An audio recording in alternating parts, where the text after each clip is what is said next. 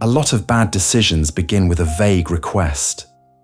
Someone asks quickly, loosely, almost casually, and you respond before the shape of it is even clear. That is how pressure works. It speeds the moment up until helpfulness becomes commitment. By the time you realize what was actually being asked, the answer has already left your mouth.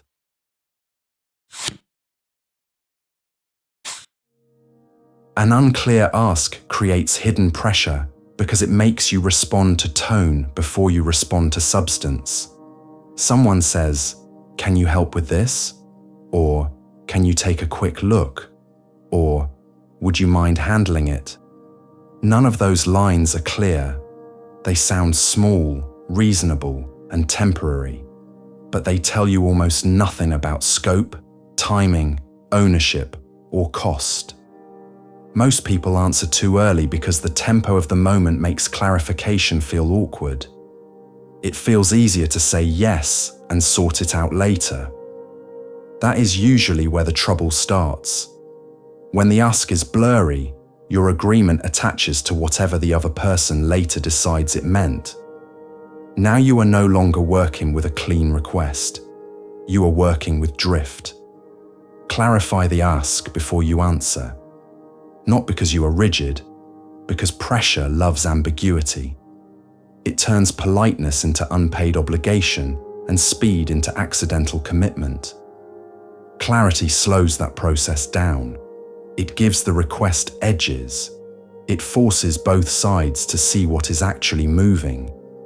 You cannot agree cleanly to what has not been defined.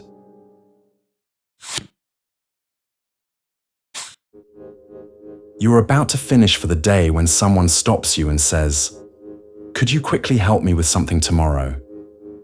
It sounds light, almost harmless. The word quickly does most of the work.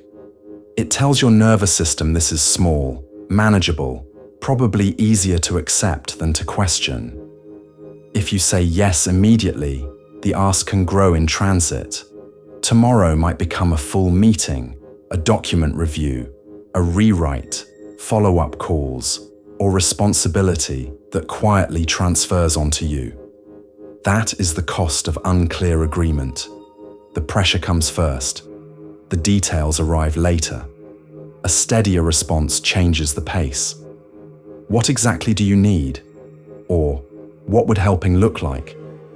Now the room slows down. The request has to become specific before your answer does. Sometimes the ask is genuinely small. Sometimes it is much larger than the opening line suggested. Either way, composure has already done its job. You did not resist help. You resisted blur. That is what calm under pressure often looks like. Not force, not suspicion, just enough steadiness to keep the request from outrunning the facts.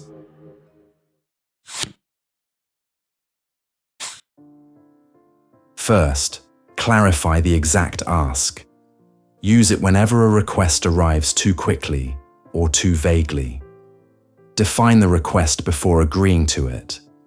The point is not to interrogate. It's to stop a loose request becoming a firm obligation through pace alone.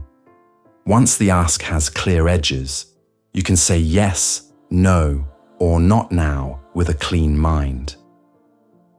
Pressure gets expensive when unclear requests become clear obligations after the fact. Slow the moment down.